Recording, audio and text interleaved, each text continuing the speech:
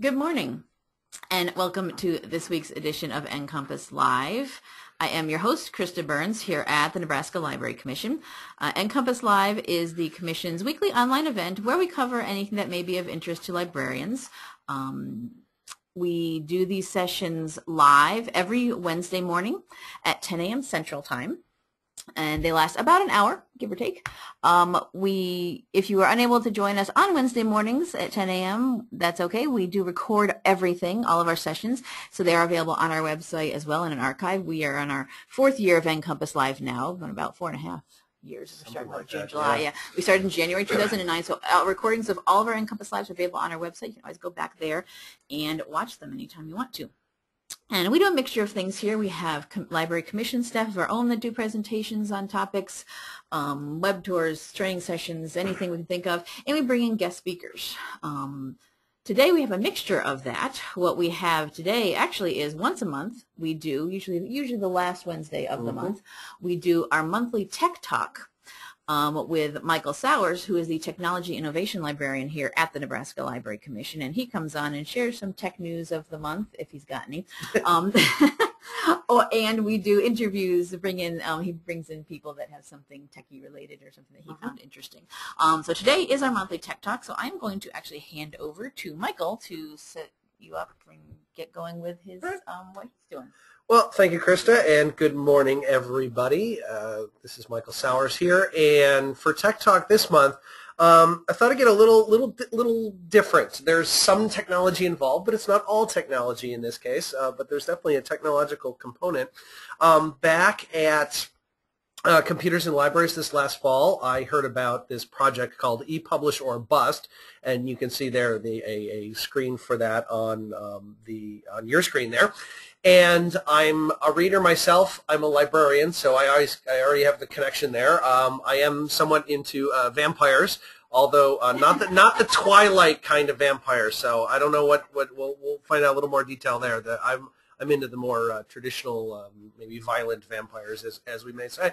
And as a published author myself, I was very intrigued by this project and heard a little bit about it. I thought this would be a great thing to share with our audience in kind of the Tech Talk realm. So on the line with us is Jim Blanton, the manager of the Chesapeake Central Library in Chesapeake, Virginia, and I'm assuming, Jim, that's you on the right-hand side there, the librarian. Yes, it sure is, yeah. All right. It turned out to be a good thing for me because people around here don't recognize me hanging upside down with fangs, so it's really a bonus that I'm heavily made up there. Well, okay, my first question for you before we really get into the project itself is were you upside down when that photo was taken, or did you use Photoshop? Oh, man, I was upside down, and it was one of the most uncomfortable days of my life. No two ways about it. Yeah, I guessed by the hair. Either that or you had a lot of gel. Yeah. One or the other. Yeah, we're very low tech. We do have Photoshop, but all right, so Jim. What?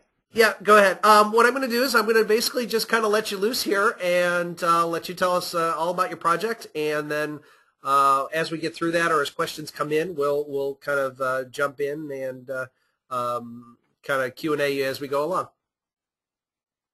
Okay, that sounds good. Good morning, everyone. It's a pleasure to be here, and my thanks to Michael and Krista for having me. And I think my partner Phyllis is actually here virtually, even though she couldn't be here with me to speak to you. But we're here to talk about ePublish or Bust, and it's our library's effort to address the challenges facing libraries with regard to ebooks, digital content, and how those resources are changing the way we do business. And to do so in kind of a fun, outrageous way, which is kind of a hallmark of everything we do here. And you can see our tagline there. It's two amateurs, one charmingly naive attempt to write the greatest vampire novel in the history of ever, and our invitation to you to follow our adventure as we boldly forge a new future for publishers, authors, and libraries. But before we get into all of that, first a little bit about who we are. Again, my name is Jim Blanton, and I'm the manager of the Chesapeake Central Library. And I'm known around here for a number of kind of unconventional, outrageous programs I've done over the years, and I've listed a few there. Phantasmo Cult Cinema Explosion, at which myself and the library volunteers screen bad movies on a monthly basis. Scanversations, which was a program we did where we used QR codes to encourage personal interaction between staff and patrons. And most recently, Save Steve, which was a grant-funded program for which we developed an online video game that used giant robots and sci-fi trappings to obscure our actual agenda of teaching patrons basic financial principles. And ePublish or Bust is kind of a kindred spirit with these types of programs because it also kind of has a focus on the outrageous kind of out-of-the-box qualities that we've used before. My partner in this and fellow amateur is Phyllis Floyd, who I just mentioned before. She's my brave, lovely volunteer, and Phyllis is a longtime library volunteer who I met here when she and her husband Rob, who also does Phantasmo with me, began running Monster Fest, which is an all-day convention celebrating classic horror films and literature that started up here at the library in 2003. But one very important element that Phyllis brings to this project is that she is a voracious reader of all sorts of fiction. Now, I do read fiction, but I'm more of a nonfiction reader myself, so I desperately needed a partner who could judge whether this book we're writing was on the right track or not. And also, misery loves company, and writing a book on my own was a really daunting prospect, so I figured working with Phyllis would make it kind of a fun adventure rather than a tedious chore. I should also do a shout out that we do have several extended project members, and I just want to mention those folks.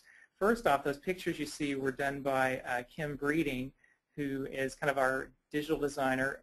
Also, we're doing a documentary project along with this, and the folks working on that are Tony Mercer, who's our resident filmatist, and also Rob Floyd again, who is our sound guy.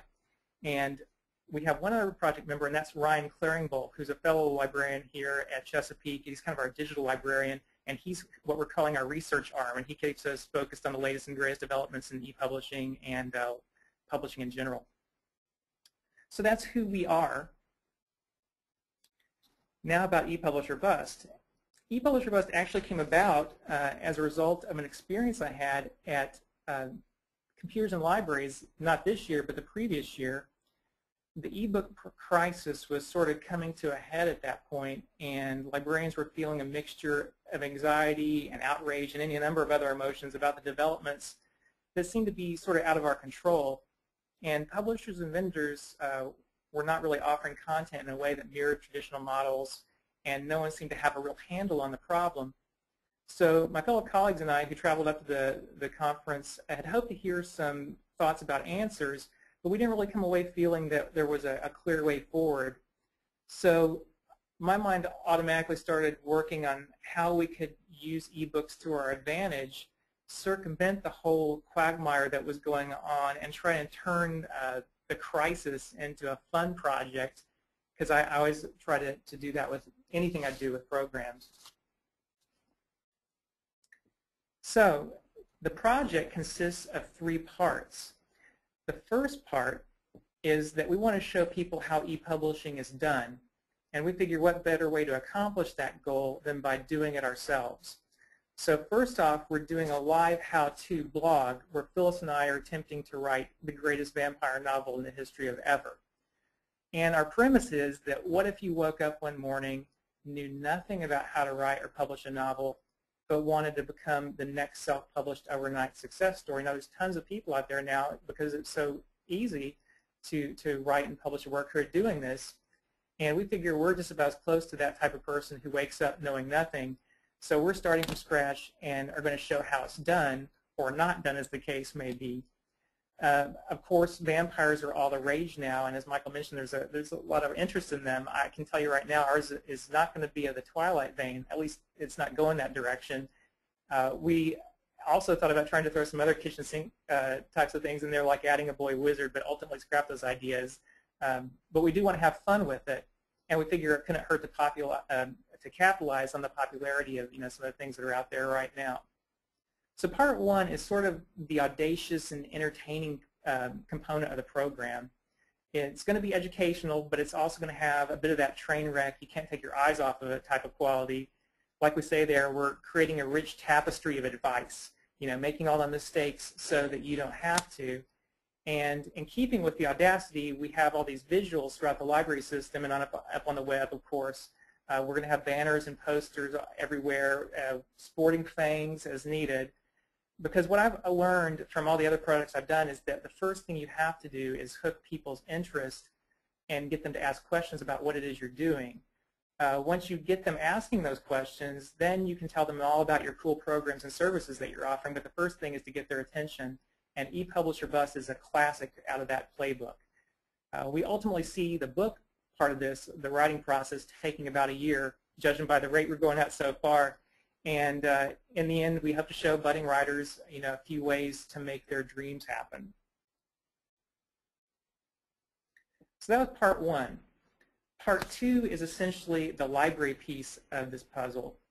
And what we plan to do with this is to offer tools and appealing spaces at all of our locations.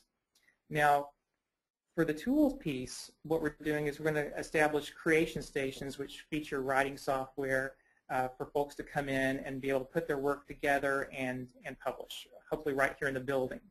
And right now, one of the programs we're leaning towards is Scrivener, which I'll mention later. But we may look at other options as well, including some of the standards like Word and so forth, just basic word processing things.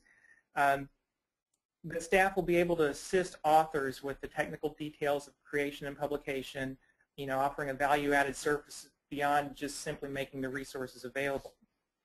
Now, in addition to that, we also want to have dynamic spaces.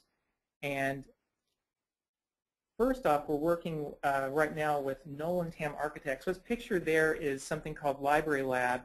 It's a system of customizable furniture which was developed with libraries in mind and the kind of digital content creation. And we're in talks with them to be the first folks to do this and to create a prototype. And we hope to have something in the place by the beginning of fall if all goes well. But the nice thing about this furniture is it's very customizable.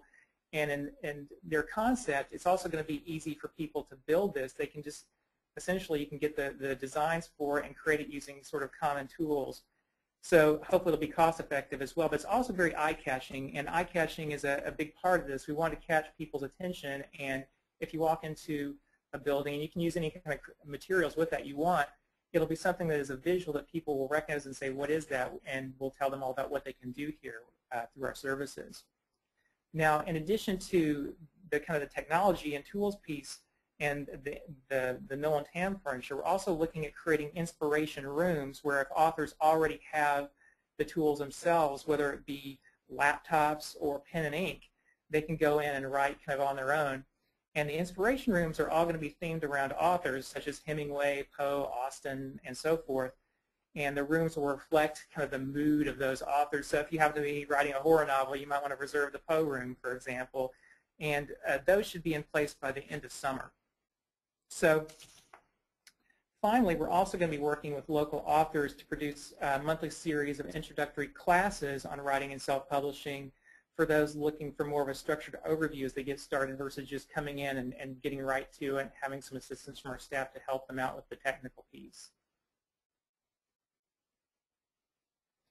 But that's not all. In addition to all of that, we're also going to look at creating a system so that the authors and publishers can get their works directly into our library catalog without purchasing through a middleman like we've been doing so far. And this model is really starting to gain momentum and is happening more than when we started talking about doing this project. Douglas County Public Library in Colorado is obviously at the forefront of this. They've shown the way for a model in which libraries can work directly with publishers to get content into their catalog and to host it locally at the library itself. So this is already happening, and we're just kind of investigating right now the way we want to go, but I think this is a foregone conclusion that's going to happen, and hopefully more and more libraries are going to buy into this, because I certainly think it's the way of the future, and what they're doing is pretty tremendous. So this is something we're still investigating, but it's going to happen as part of this project. But that's still not all. Now, the most radical part of this, we feel, is that we want to set up a system here at the library for authors to come in and promote their works in a more robust way than has previously been the case. To give a little background, like I mentioned before, we're doing a documentary project as part of this, and we've already started interviewing independent and local authors as part of that and talking to them about what we're doing and also about their experiences in publishing, self-publishing, and working with libraries specifically. And not too surprisingly, what we found is that libraries have not been particularly welcoming to these folks. And I can't tell you how excited the authors get when we talk to them about what we're doing with this project. They're so enthusiastic, and they're very ready to embrace libraries as a partner. Phyllis and I recently spoke at a fantasy convention which is focused on literature, and the message we were giving was blowing the authors away, and we interviewed several of them during our visit there.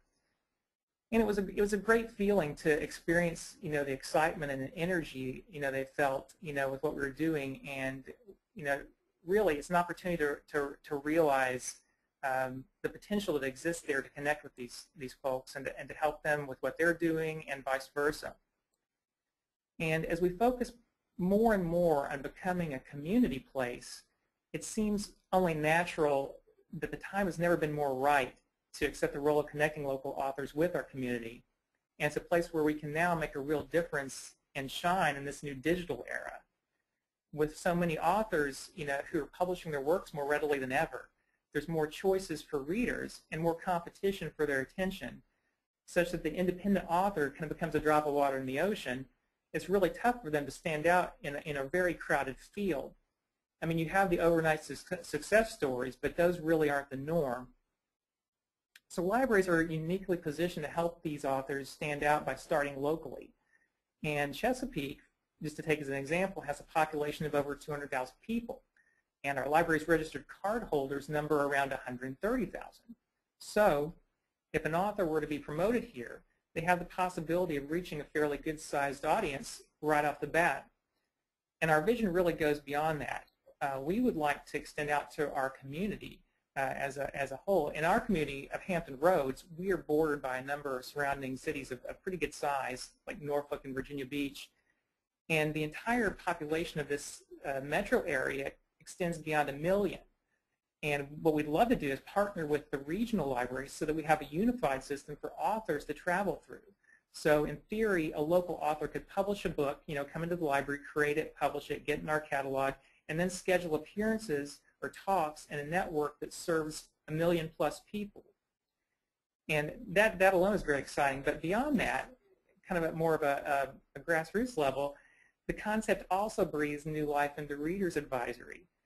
We've seen the need for Reader's Advisory, at least at our locations, diminish, as folks tend to more and more rely on sites like Amazon that have reviews and recommendations, and library databases we use like Novelist. It's kind of relegated librarians to the side to some extent. But if our librarians have extensive knowledge of local authors or independent authors who are traveling through, they can recommend worthwhile material to patrons that might never otherwise discover those authors. So that's also exciting. Now, in terms of specifics as far as the system goes, at the outset, we plan to kick things off late summer, early fall. We're going to look at having electronic registration for authors to submit their request to speak, so that there's kind of a formalized system for them to get into. And then we're going to have special areas in our libraries dedicated strictly for the purpose of authors coming in to talk about what they're doing. And we'll have a regular schedule of the talks so that patrons can come to expect them rather than just having them occur randomly. We have local authors approach us, as I know public libraries do, and authors may be scheduled here and there to come in and talk about what they're doing. But the problem is, without having sort of a regular system, patrons don't know what it's all about or what to expect. They just might happen across it, if they're randomly discovering publicity. But if there's a system and people know what to expect and that there's a regularity to it, it's a way of developing attention and a following. And we think that should work pretty well. We're certainly going to try it. We've also talked about producing a special website just for promoting these authors. And potentially this would be wrapped into that regional master plan if that comes to fruition, which we certainly hope it does. So taking all those elements into account, what you have is a one-stop shop for authors to come in and create their work, have it added to the library's collection, and promote it to a built-in audience of readers. It benefits the library in that we're developing new services to meet the challenging needs of our patrons, and going forward. It benefits patrons who are looking to discover exciting new books to read, and it benefits the authors who can create and connect directly with their community. So that's part 2. Part 3, the capper to the program, is an annual event focused on publishing and authorship. Now, the goal of this is to bring in lots of local and independent authors and publishers to talk about happenings in the publishing world, new books in the works, and to educate attendees about options available to them. The format will feature author and publisher tables throughout the library and a schedule of panels and presentations throughout the day focused on the topics. We've done this with several programs throughout the year. Monster Fest is one of them that I mentioned before, where we have local authors come in who've written in that genre, of course, spread throughout the library to meet and greet patrons and having presentations and special programs throughout the day, and it's been very successful. We've done it with a number of different programs, and what's nice about it is, with just about every program like this that we do, I'm a big believer in always creating a spectacle wherever possible because it attracts attention. It draws in a large crowd that you can expose in one fell swoop to your upcoming initiatives. Now, with something like Monster Fest, you're bringing people in to just discover, the library itself. They can see what you've got going on that may not even be related to the program. With this, it's going to be very focused on this set of new services that we're doing, and it's a great way to bring attention to it.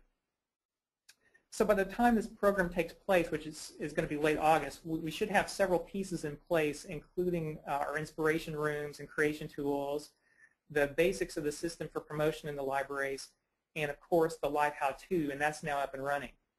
The cataloging acquisition piece that I mentioned earlier, part 2, we're still investigating that, obviously, but hopefully we'll have that in the very near future. But this will certainly draw attention to the project and get people thinking about it and understanding what we're able to offer, and including the authors who are coming who will spread that news to their fellow authors, because networking is a big part of this.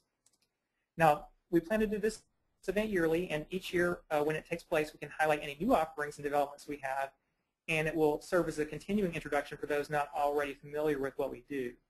This year our event is going to be taking place on August 25th, and Phyllis and I have dubbed it Publish Hysteria. So we're looking forward to it and very excited to see how it goes. So that's the essentials of ePublisher Bust in a nutshell. Now, there are a few important overriding themes of the project we want to highlight in terms of our philosophy. And first off is simplicity. Like we say there, we embrace simplicity at every turn and promise never to overwhelm.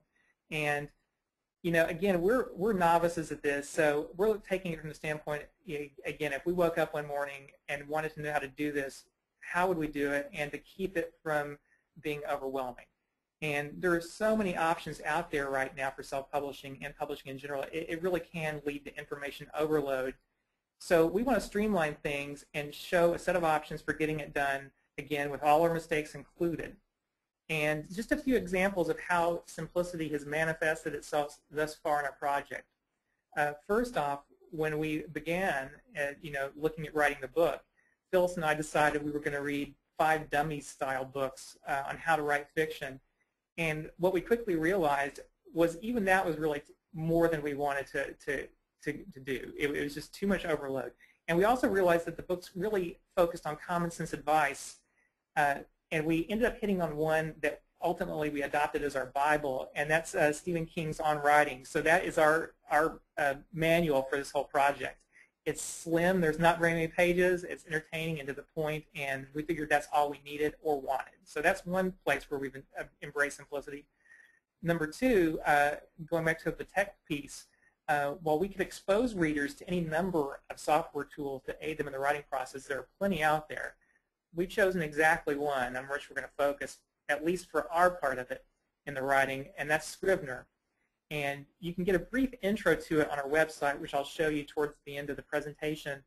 And we think it's just fantastic. It really does what we need, and it's also very cool and exciting, which you know, it's kind of fun to use, which is important because if you're writing a book, I'll tell you right now, it is a daunting project, and the more interesting you can make it for yourself, the better, because it keeps you coming back and trying to put words down.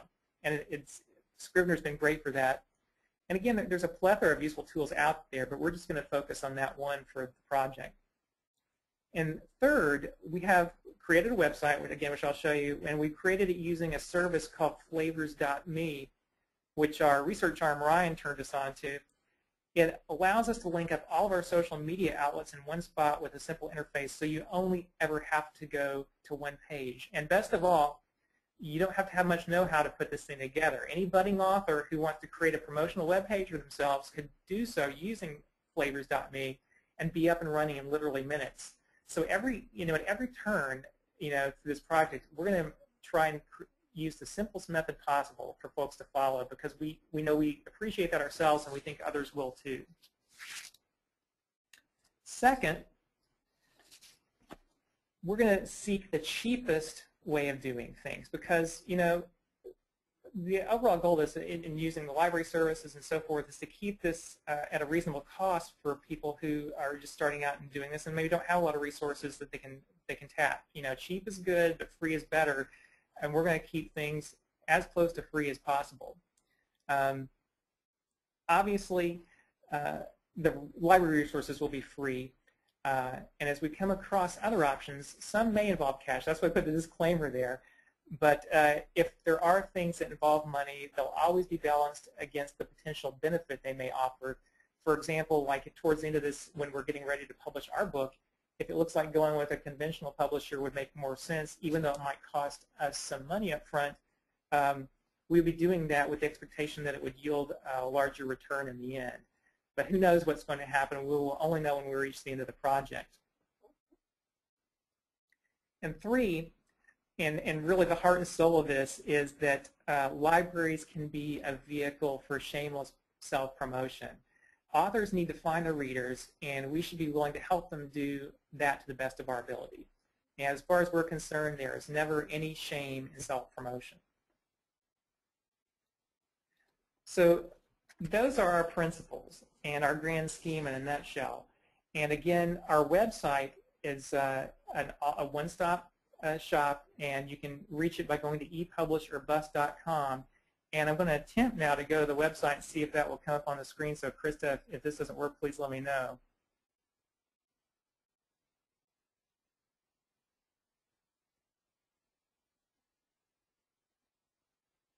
Let's see if I can get a little bigger. There you go. So yeah, it looks here good. on We're our seeing website, it. Excellent. Like I mentioned, this is where we have all of our media outlets. And I'm using Safari, and it looks a little funky on my machine, so hopefully I'm using an Air too, which I have a smaller screen, but hopefully it looks okay for you all. But everything is right there, very simple, very clean. We have our blog, and the blog is where we're putting up, the chronicle of our experiences and the things that we're doing and discovering. The latest blog post I just put up deals with Scrivener. See if I can pull that over, where we have a video that gives kind of a brief overview of it and a rundown of why we like it. So you can go there and see the latest things that we're talking about. We have a Facebook page, Twitter account, obviously, where you can follow just the latest posts. And Phyllis puts out the latest articles that we're coming across that are showing developments in the e-publishing and publishing industry. We also just started a Pinterest page, and this is more kind of an experiment on our part. I think we're still kind of discovering how we can use it, but we think it's cool. So that's just a little side experiment that we're trying out. Our plan, which I'll just click on real quick, it gives you an overview of what I just talked about, which details Part 1, the Part 2, the Part 3 of the program, the book writing project, all the library resources, and talks a little bit about Publish Hysteria, our yearly event. The About Us, obviously, is just a little brief bit about myself and Phyllis and some of our project partners. And obviously, you can also contact us there at the very bottom as well. So again, it's just a very simple, straightforward site. We, again, appreciate simplicity and kind of clean, nice interface. And you can go there and follow our exploits as we continue along this process and see how we're doing, how the library is doing as we implement all of these things. So that is my spiel in a nutshell. So I guess if there are any questions now, I'm happy to answer those, and maybe Phyllis can too if she's still following us. Thanks, Jim. That was wonderful. Filled in a couple of the holes I had in my knowledge about the what you're doing out there. So we can take questions from the audience. Feel free to raise your hand if you'd like to ask them via audio, or just type them into the questions area in the GoToWebinar interface. We'll happily read those back to Jim. But of course, I always have some questions. I take notes, and so we'll kind of maybe start with the easier ones and work our way up. First, and I just missed this. You said you were using a particular service to put your website together that's kind of tying all these other services into the one site. What was the name of that? It's called flavors.me. So okay. It's literally flavors.me. If you type that in Google, that'll take you there. And you can sign up for a free account. You know, it gives you limited functionality, although it's still very good. And I believe, if I remember correctly, if you want the full range of features it offers, it's $20 a year, which we sprung for. And it's great in the sense that, like I said, if you know nothing about web design or anything of that nature, which we're pretty close to that level in some respects, it's very straightforward, and you can be up and running in minutes. And it's easy to create something that looks pretty decent with very little effort. The one downside to it is, if you look at it as a downside, is that it's very rigid in the parameters it sets as far as what you can do with it. There's not a lot of flexibility in some respects. Like, for example, we wanted to have on our tagline there, the greatest vampire novel in the history of ever highlighted in red, but for whatever reason it won't let you highlight that in red. So it's kind of, you know, it keeps you focused. There are certain things you can or can't do, but we still think the advantages outweigh any disadvantages that its limitations cause. Great. Yeah, and as regular listeners will know, we generally, if something's mentioned, we do bookmark it and provide links in the show notes. So we have just added that as Jim was speaking. So we wanted to make sure that we included that. And Chris, it almost sounds like it could be a Learning 2.0 lesson in the future. But anyways, side note. Okay. More work. More work. Yes, exactly. Getting ideas from everywhere. So, Jim, you're the manager of the library. So I guess what was kind of the you're doing this project? What was the approval and or if any for a project like this? What's kind of in your library? What's the process for? Okay, you've got this idea. Who did you have to go through a board?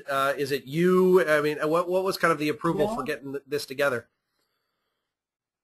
Honestly, and this is true of every program I've done here, generally speaking, this is a wonderful environment because we are really blessed with a lot of creativity and support for that creativity. So really, all it boiled down to is more or less a pitch to our library director, and you know, discussing what we wanted to do and how we wanted to approach this particular problem. And she's always very supportive of trying creative efforts and seeing how things work out. You know, the only factors that ever really come into play are cost factors. You know, obviously money's an issue for public libraries. So in everything we do, no matter what the program is, that's the main consideration, is trying to keep your cost at a reasonable level balanced against what it is you're trying to accomplish and the result you're trying to get. So ePublish or Bust is probably it involves the most cost of anything we've done, but it ties into the services we want to offer, such as, you know, having, you know, the software tools for people to come in and create their works, or doing these inspiration rooms, or doing special furniture and so forth. So, I did. But the thing is tied into what our mission is becoming. So as far as the cost goes, it's almost like a part of our doing business. So we had to discuss, you know, what the costs were going to be and what we might be running into. So this was a more lengthy discussion than maybe if I were, like something like Phantasma, where we're doing like a monthly movie program that's fairly limited in cost.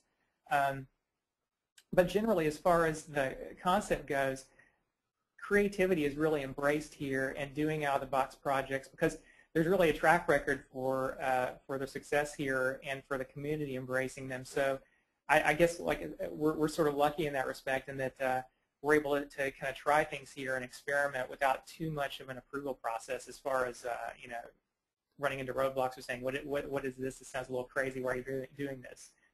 We're usually met with kind of like, okay, well, let's see how we can make this work, as the first response. Great. Well, and you kind of partially addressed my next question, which is, the kind of the obvious funding question. What obviously $20 on flavors.me. What other expenses are you anticipating? The furniture, obviously, I guess would probably be one of them. And then to kind of include in that, is it just being worked into the budget? Have you found some outside funding for this project? Where's the money coming from, I guess would be my second part of that question. Well, this is mostly, we've been lucky in that it's being worked into the budget. The software we're going to be using should be relatively low cost. We'll have to identify a few extra machines, obviously, because we want to have this special area set aside just for this. As far as the furniture and so forth goes, the inspiration rooms, which I mentioned, they're going to be themed around authors. We had already been looking at remodeling some of our quiet study rooms, and this just kind of coincided naturally with that. So it just happens to be at a time when we're looking at remodeling. So we already had funds set aside for doing something along those lines. The only really extra cost beyond what we were looking at with normal kind of upkeep and upgrades is the Nolan Tam furniture. That's really an experimental part of this, because we never done anything quite like it before. Being creating a prototype from scratch of furniture. So that is kind of a question mark, and like I said, we're still working through getting estimates for what the prototypes are going to cost. The reason we looked at that beyond it being eye-catching is the goal of that system is to be cost-effective and to be very flexible.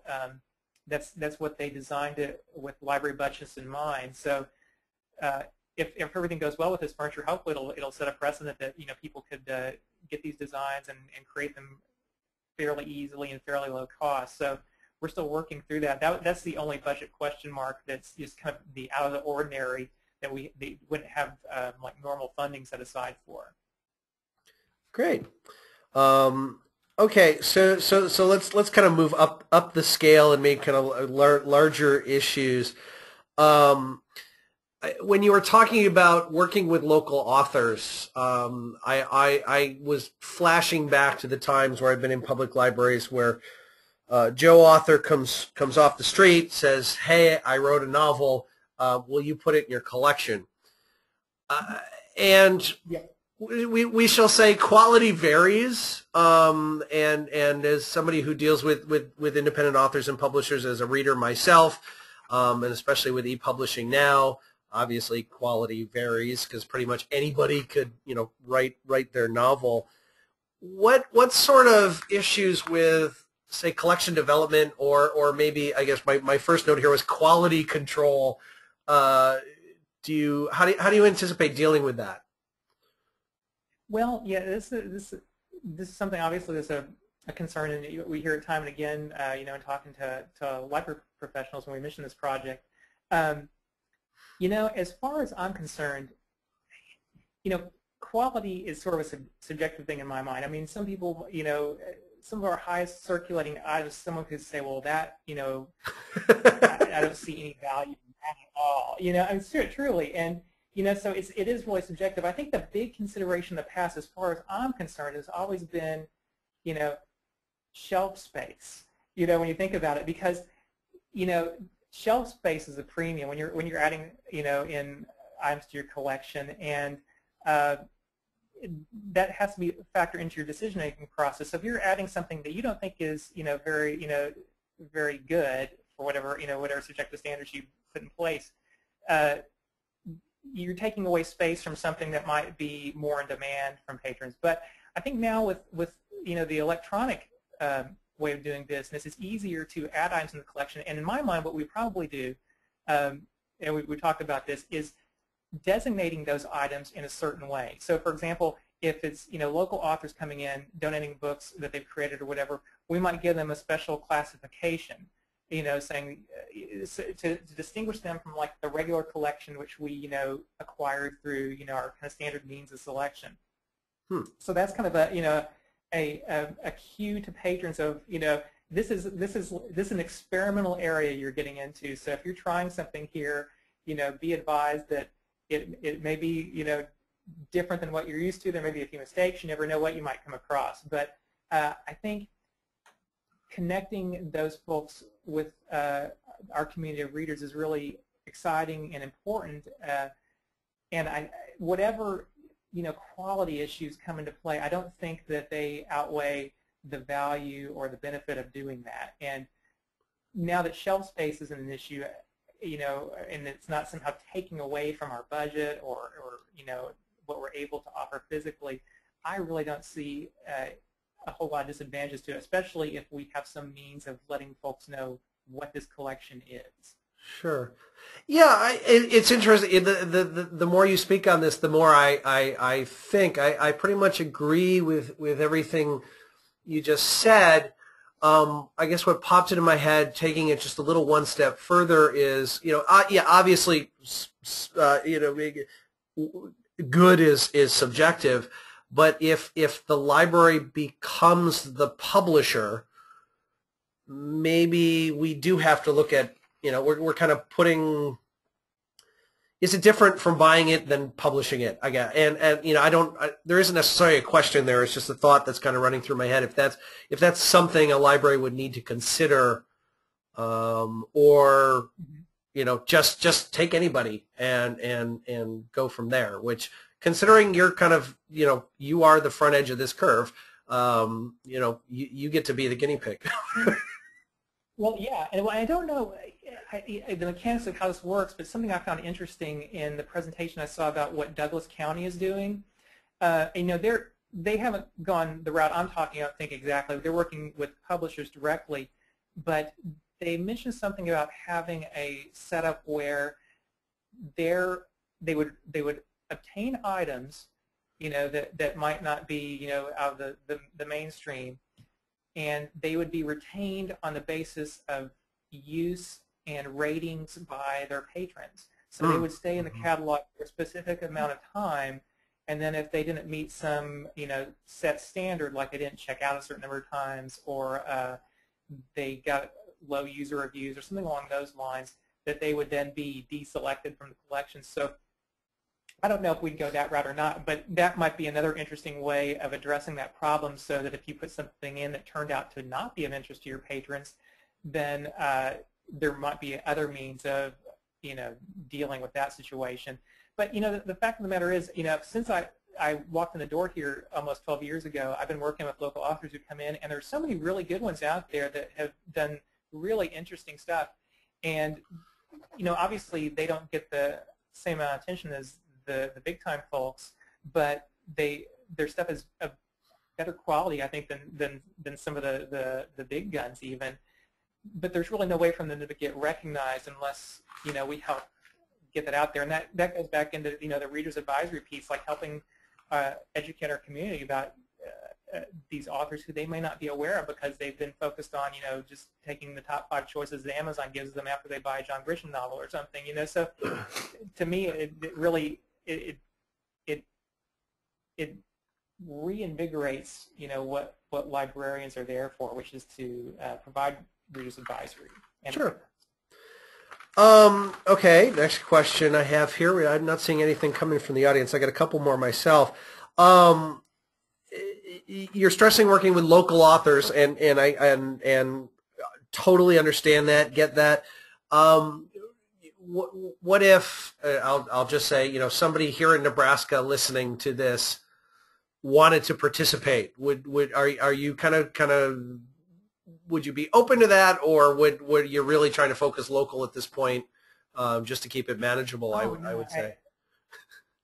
Well, no, absolutely we'd be open to others. You know, we are focused on local because they literally walk in our door and create the work, you know, but absolutely open to others. In fact, you know, in my diabolical grand scheme, you know, I'd love to, you know, see happen in the fantasy world is that, you know, like I mentioned, we would do something regional here where all the libraries would hook into this and try, like, so if some author in Chesapeake wrote, you know, the great American novel, we promote them in our libraries, and then they head on over to Virginia Beach and promote in Norfolk, and we all kind of cross-promote so that they get attention all across our region.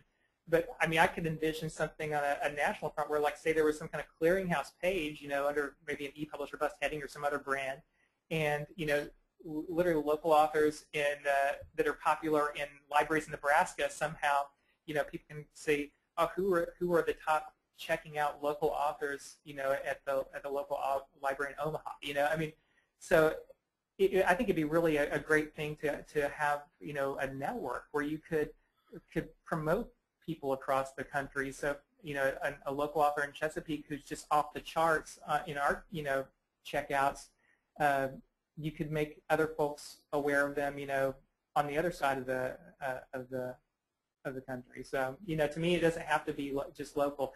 Local is our focus in the sense that, you know, they can come in and do everything here in our building. But if someone walked in our door from Nebraska or other parts, you know, we'd be happy to help them out too.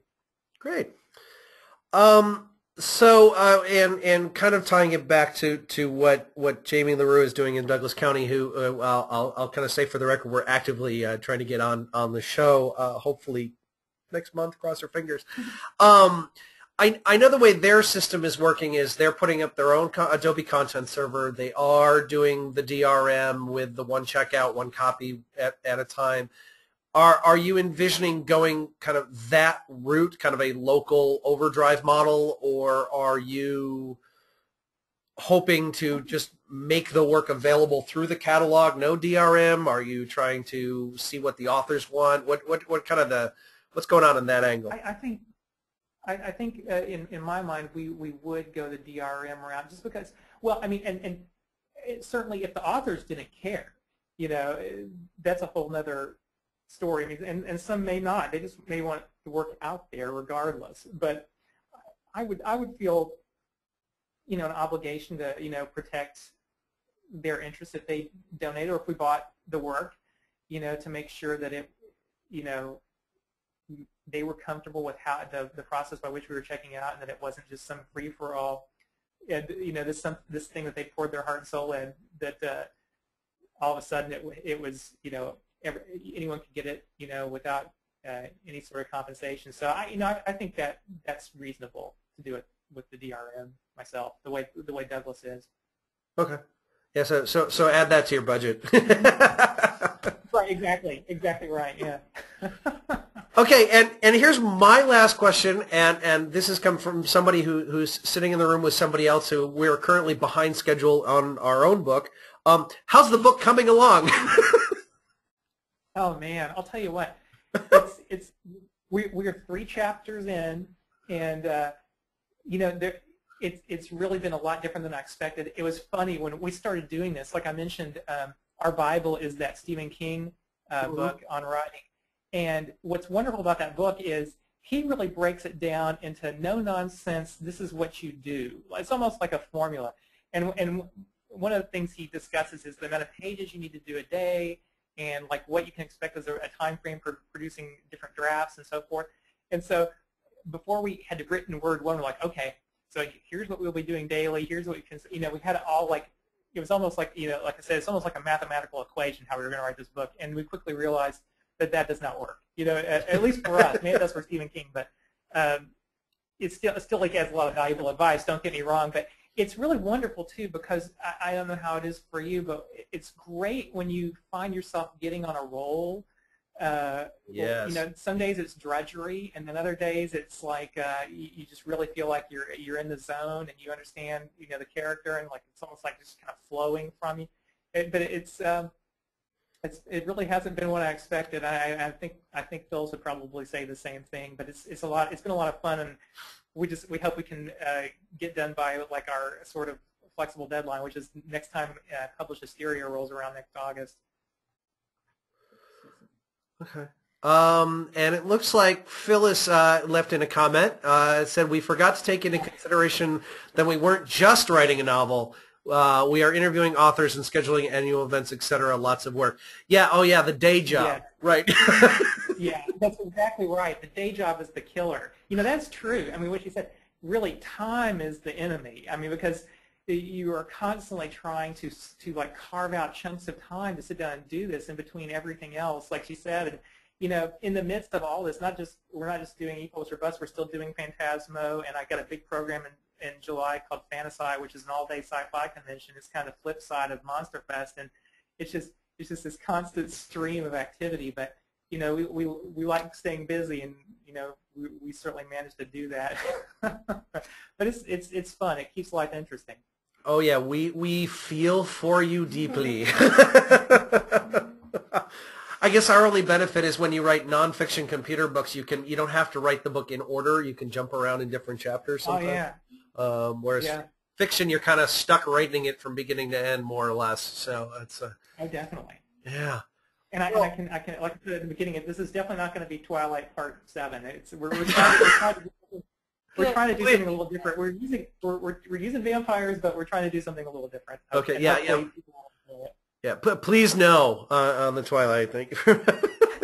Okay, that's my own personal opinion. I am not judging people who like Twilight. I do not. I'm not judging either. I'm not judging either. Yes, so I like my vampires killing people. Anyways, Jim, thank you very much. That kind of gets through my questions and most of our time. We'll keep Jim on for another minute or so here. If anybody else has any other questions that they'd like to submit. But I guess, Jim, I'll just give you one kind of last opportunity here. Is there anything else you want to say, promote, encourage, last words for the benefit of the group in the recording? Well, I would just say that, you know, I think the heart and soul of this is, again, embracing local authors and how we can help them connect with our community, and also offering them resources so that they can produce their work. So I really think doing these kind of services is our future as libraries, you know, and we really need to go after it, you know, because the willingness is there on the other side, and I really think it needs to be there on our side as well. We're certainly trying that here.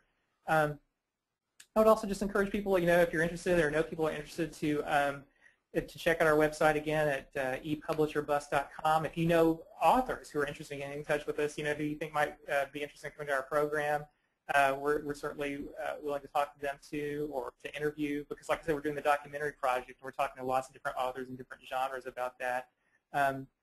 But again, just check out our website at epublisherbust.com and watch our madcap adventure as it unfolds. Yeah, well, I've got the feed subscribed to, so I'm following the blog, and I was looking at that software that you just posted about yesterday, and I'm gonna take a look at that myself. It's good stuff. It's good stuff. Yeah, not sure if it's something I can use, but it looks very, very interesting, so I am definitely going to check it out. Jim, thank you very much. Phyllis, sorry we couldn't get you live on, but glad you could be here in the system and contribute in that. So, Jim, we're going to switch back away from you here and do a little news and wrap-up, and just want to thank you one last time. That was a great presentation and great Q&A. It's a pleasure to be here. Thanks so much. Yep. All right, folks. Krista's going to do some shifting around here. We just usually kind of do a little news and other relevant things that I've found across the month that I thought you might be interested in, and we are sharing Delicious now. Yep. Okay. And I've just got a couple of links that I want to point out here, so I'm going to scroll down just a little bit. This one happened literally. I got this news about an hour and a half ago.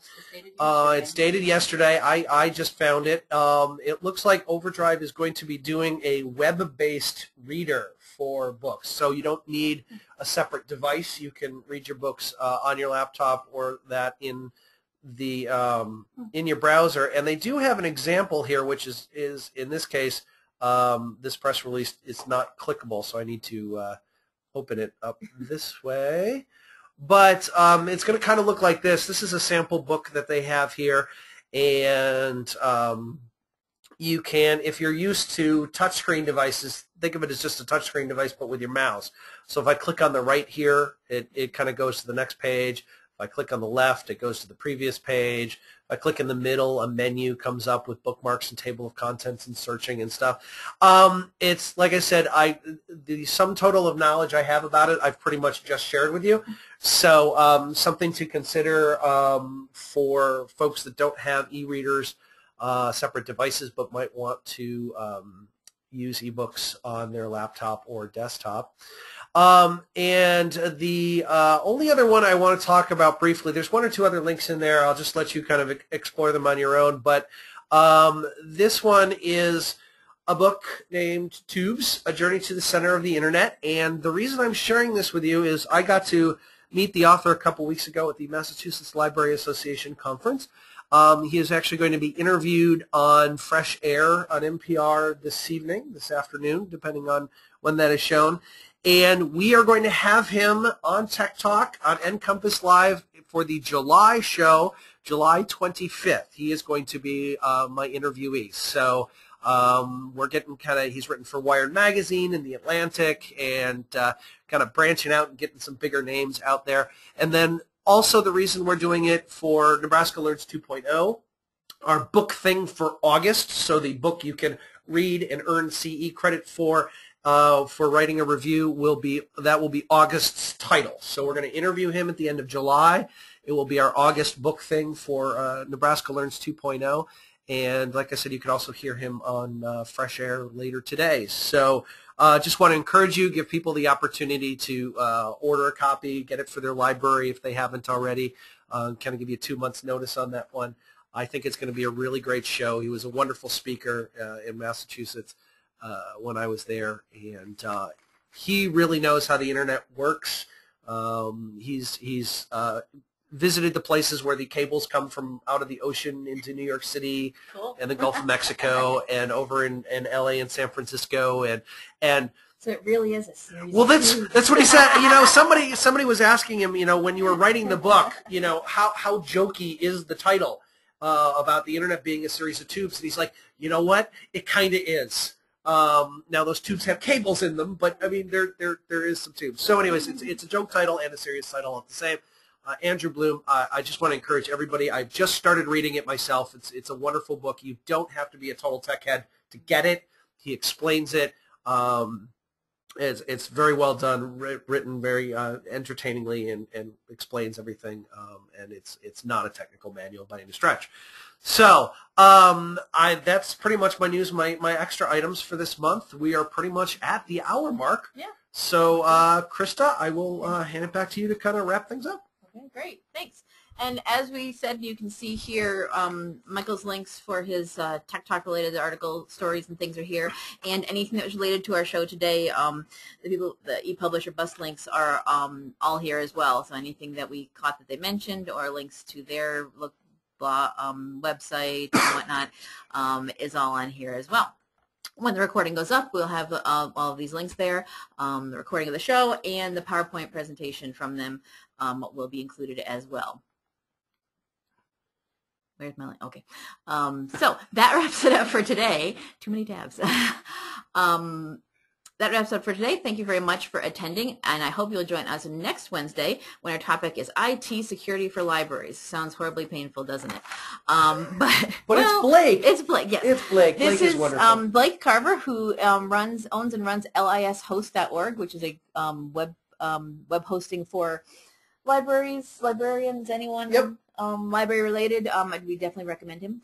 And he's got a great talk here about covering security for your libraries.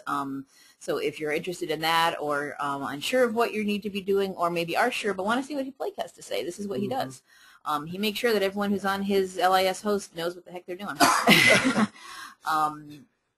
And he'll remind you if you're doing it wrong. So, oh, yes. So he will be our show next week, so go ahead and register for that, and hope we'll see you then. So if nobody does have any other questions, comments, looks like everyone's just saying thanks. We will wrap it up for today and say see you next week. Bye. Bye-bye.